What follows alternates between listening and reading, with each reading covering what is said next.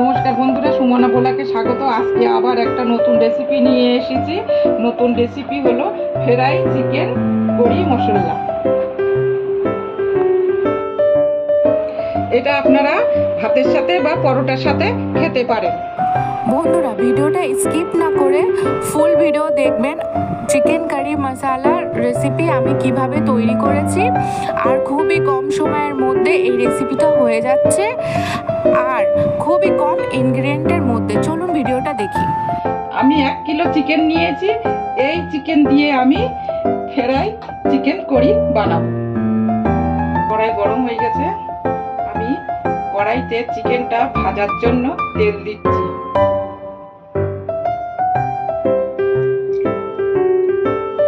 সামান্য চিকেনটা হলুদ রং করার জন্য আমি সামান্য হলুদ দিচ্ছি তেলের উপরে।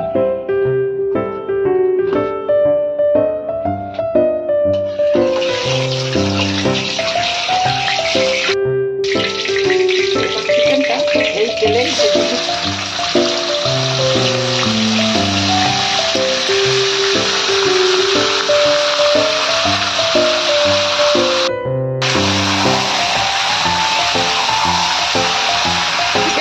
হালকা ভেজে নেব, নিয়ে তুলে নেব। চিকেনের ওপরে পরিমাণ মতো লবণ দিচ্ছি। এরকমই ভাজা হয়ে গেছে। চিকেনটা এরকমই ভেজে নিতে হবে। আমি এবার চিকেনটা তুলে নেব।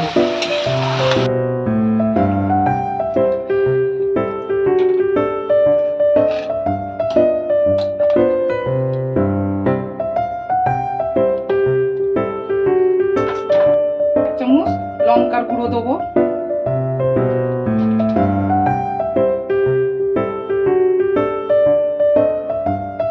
টক দই দেবো 100 গ্রাম মতন, কাঁচা লঙ্কার বাটা দিয়েছি পরিমাণ মতন, ধনে জিরে গোলমরিচের গুঁড়ো 1 চা চামচ দেব,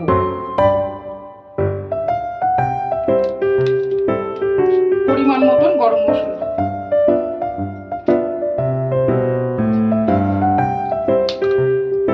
এইভাবে ম্যারিনেট করে রেখে দেবো 5 মিনিট। কারণ যেহেতু ফ্রাই করা চিকেন, তাই জন্য 5 মিনিট ম্যারিনেট করে রেখে দিলে ঠিকঠাক হয়ে যাবে। আমি সব মশলা ম্যারিনেট করে নিয়েছি। এবার আমি ঢেকে দিচ্ছি। আমি এই আলুগুলো ভেজে নেবো। আলুগুলো আমি 2 টুকরো করে নিয়েছি। আলুগুলো আমার ভাজা হয়ে গেছে। আমি এবার আলুগুলো তুলে নেব।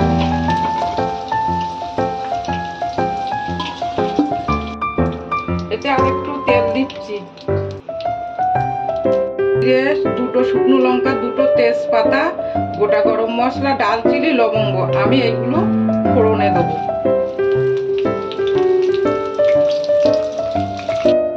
পেঁয়াজ দিচ্ছি।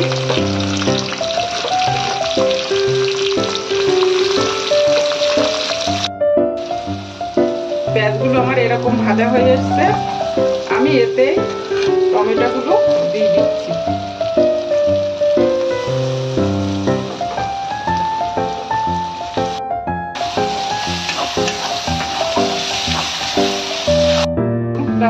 এখানেই দিয়ে দিচ্ছি তেলে। আদা রসুন বাটা এই সময়তেই দিচ্ছি।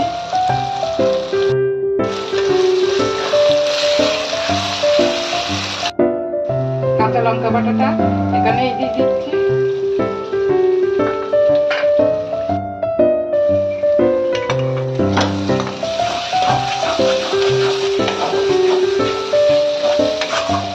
এখানেই আমি 2 চামচ টক দই দিচ্ছি।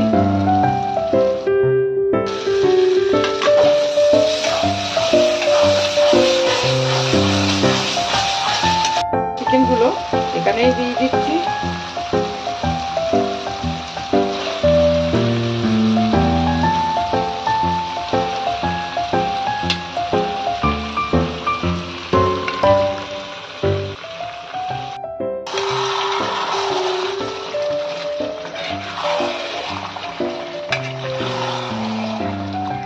আমার মাংস থেকে তেল ছেড়ে দিয়েছে।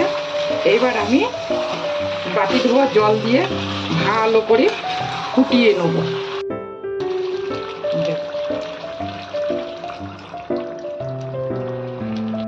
চিকেন কারি মশলা হয়ে এসেছে, এখানেই আমি ধনে পাতা আর গরম মশলা দিয়ে